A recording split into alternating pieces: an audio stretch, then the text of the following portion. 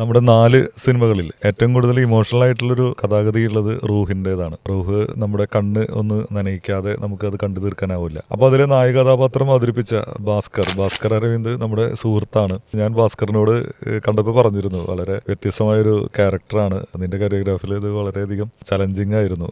ഭാസ്കറിന്റെ പ്രത്യേകമായിട്ടുള്ള ചില ചിരികളൊക്കെ ഇവിടെ ഭയങ്കരമായിട്ട് ഗുണം ചെയ്തിട്ടുണ്ട്. നിഷ്കളങ്കത ആ ഫേസിലുള്ളത് കൊണ്ട് അത് ഈ ക്യാരക്ടറിന് അത് വളരെ ഗുണം ചെയ്തിട്ടുണ്ട്. പിന്നെ ആ സിനിമയുടെ ഏറ്റവും വലിയ ഒരു പ്ലസ് എന്ന് പറഞ്ഞു കഴിഞ്ഞാൽ അബു വളയംകുളം എന്ന് പറഞ്ഞ ആ വലിയ ആർട്ടിസ്റ്റിനെ, അദ്ദേഹമാണ് ഈ സിനിമയുടെ കാസ്റ്റിംഗ് ഡയറക്ടറും.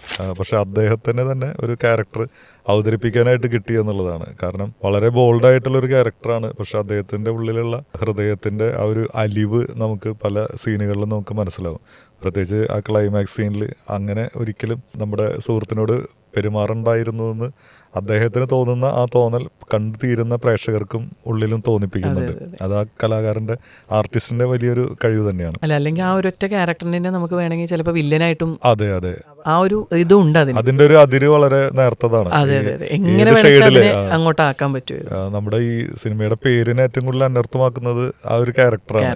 ഷെയ്ഡ്സ് ഓഫ് ലൈഫ് എന്നുള്ള ജീവിതത്തിലെ പല കഥാപാത്രങ്ങളും, നമ്മൾ കണ്ടുമുട്ടുന്ന പല കഥാപാത്രങ്ങളും ചിലപ്പോൾ നമുക്ക് വില്ലനായിട്ട് തോന്നാം, പക്ഷെ അവരൊന്നും യഥാർത്ഥത്തിൽ വില്ലന്മാരായിരിക്കണം എന്നില്ല.